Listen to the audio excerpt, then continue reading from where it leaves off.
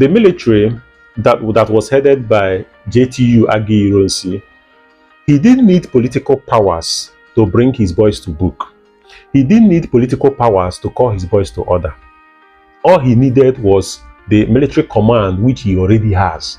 So for a very long time, I kept thinking, why did Nnamdi Azikiwe, who was the president, even though the prime minister went missing, why did he allow the military to take power?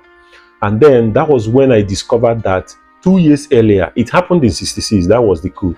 Then 2 years earlier in 64, there was a dispute between the president Nnamdi Azikiwe and the prime minister Tafawa Balewa because of election malpractices, and the president refused to invite Tafawa Balewa to form a government because that is how it was done in those days.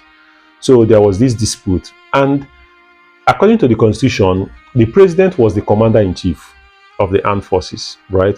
But the prime minister is the democratically elected person who is going to form the government and who is going to run the government. So that was how it was in those days. So I kept wondering why Nnamdi Azikiwe allowed, the abdication of power to go from civilians to the military.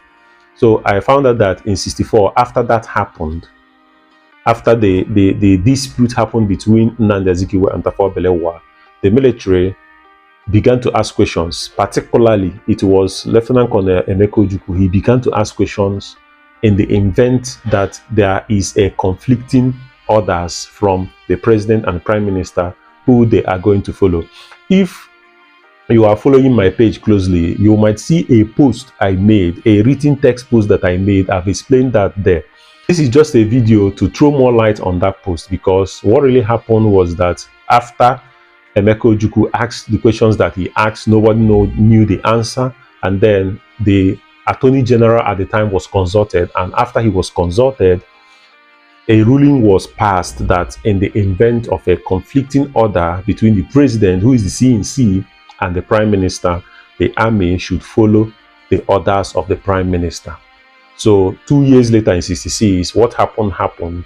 What remained of the Tafawa Balewa government was what the military reached out to, and then that government handed over power to the military government. So that was how the whole thing happened. It was because of that law, that ruling that was changed in 64. That was why the president Nnamdi Azikiwe couldn't actually do anything constitutionally. He couldn't do anything because his hands were tied. There was a ruling that showed that he cannot do anything at the time. So if you are watched up to this moment, thank you for watching.